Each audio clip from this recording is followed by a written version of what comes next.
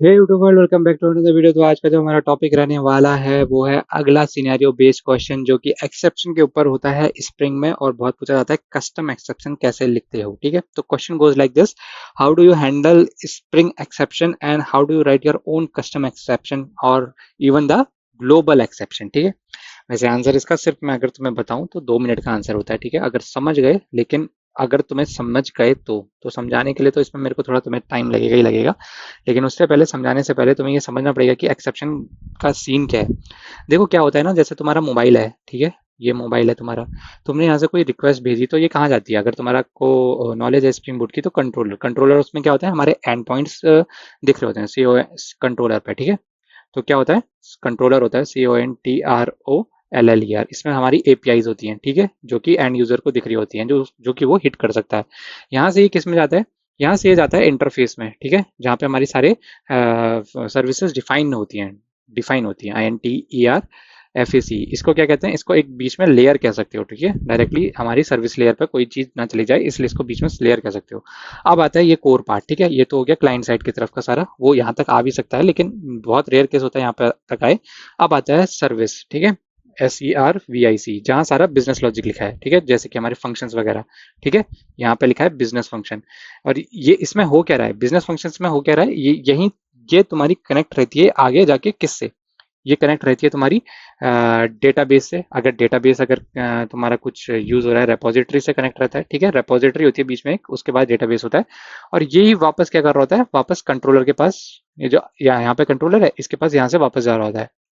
तो बेसिकली मैं क्या कर सकता हूँ, इसको यहाँ से ऐसे रिस्पॉन्स करके, ऐसे करके यहाँ ट्राई कर सकता हूँ।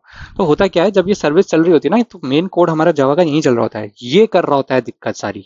ठीक है, यही यही आदमी है वो।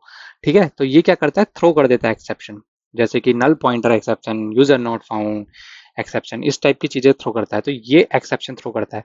अब ये क्या होगा, अगर हमने इसको यहाँ हैंडल नहीं करा ना, अगर गलती से भी हैंडल नहीं करा इसको, यहाँ क्या, इसको किसी दूसरी क्लास में बना के हैंडल करना होता है, तो ये क्या करने वाला है, ये एक्सेप्शन जो इसने थ्रो करा ना, ये सीधे जाके इसको कंट्रोलर को दे देगा और वो यूजर को दिखा देगा। जिसमें कई बार सरकारी वेबसाइट्स में देखा होगा कि आता है ऐसा करके डेटा, ठीक है, ऐसे ऐसे करके कुछ आता होगा तुम्हारे पास, और जे एक एम्प्टी जेसन रिटर्न कर देता हो। तो इस तरीके की चीजों को अवॉइड करना होता है हमें। ठीक है, तो तभी हमारी प्रॉपर चीजें काम करती है। ठीक, तो ये तो था एक्सेप्शन कहाँ से जनरेट हुआ है और उसका इम्पैक्ट क्या है यूजर लेवल पे। यूजर लेवल पे समझ गए, तो अब आओ इसमें क्या इंपॉर्टेंट है। ठीक है, सबसे पहले तो इसके तुम ये समझ लो इसमें इंपॉर्टेंट क्या क्या एनोटेशन होते हैं। तो सबसे पहले जो मैं तुमको बोलूंगा वो होगा रेस्ट कंट्रोलर। ठीक है, रेस्ट कंट्रोलर ये जरूरी है, CONTROLLER, कंट्रोलर नहीं होगा तो तुम किसी को एक्सेस नहीं कर सकते। दूसरा जो तुम्हें एनोटेशन चाहिए, वो चाहिए तुम्हें कंट्रोलर एडवाइस का। ठीक है, CONTROLLER, कंट्रोलर एडवाइस, ADVIC, इसमें गैप नहीं होता है। ठीक है, कंट्रोलर एडवाइस ये करता है, हैंडल एक्सेप्शन करता है ग्लोबली मल्टीपल कंट्रोलर्स के लिए। जैसे कि रेस्ट कंट्रोलर से तुम्हारा एक कंट्रोलर बना, फिर तुमने दूसरा कंट्रोलर भी कोई बनाया, जैसे यूजर का कंट्रोलर था, फिर तुमने कोई सर्विस का कंट्रोलर बना दिया, फिर अपडेशन का कंट्रोलर बना दिया। तो ये क्या करता है, ग्लोबल ग्लोबल एक्सेप्शन हैंडल करेगा। ठीक है, EXCEPTIN। अभी हम कोड पे नहीं जा रहे हैं, अभी हम सिर्फ एनोटेशन देख रहे हैं कि कौन कौन से हमको यूज करने हैं। ठीक है, तो कंट्रोलर एडवाइस यूज करेगा, हैंडल करेगा ग्लोबल एक्सेप्शन। ठीक है, मल्टीपल कंट्रोलर्स के लिए। और फिर हम यूज करेंगे एक्सेप्शन हैंडलर, EXCEPTION। ठीक है, एक्सेप्शन हैंडलर, HANDLER। ठीक है, और इसके बाद हम क्या यूज करेंगे, रिस्पॉन्स स्टेटस। ठीक है, RESPONSE, रिस्पॉन्स स्टेटस, STATUS।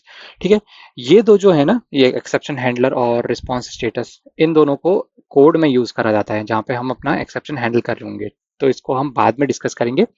और ये रेस्ट कंट्रोलर तुमने बहुत यूज करा होगा। अगर तुमने अभी तक एक्सेप्शन हैंडलिंग नहीं करी है, तो तुमने तुम्हारे लिए ये 3 एक्सेप्शन आई बिलीव पूरे पूरे नहीं होंगे। ठीक है, तो डरने की बात नहीं है, मैं समझाऊंगा क्या करना होता है, कैसे करना होता है, कोड बताएंगे तुम्हें।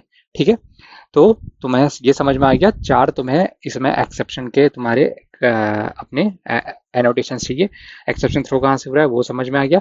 ठीक है, अगली वीडियो में हम एक कोड लेके आएंगे, मैं ऑलरेडी रिटर्न राइट डाउन करे रखूंगा उसे, और समझेंगे कि इसको यूज कैसे करना है। और हो सके तो मैं आईडी से ज़्यादा बेटर एक्सप्लेन कर पाऊंगा, तो मैं वहाँ स्विच करूंगा कि कोड दिख कैसा रहा है और कंट्रोलर एडवाइस वगैरह सब यूज कैसे करनी है। ठीक है, तो आज का वीडियो यहीं तक था। वीडियो पसंद आएगा तो लाइक से सब्सक्राइब जरूर करना, अपने दोस्तों के साथ साझा जरूर करना। मिले कोई क्वेश्चन होगा तो कमेंट सेक्शन में आके जरूर बताना, अगली वीडियो में मिलेंगे।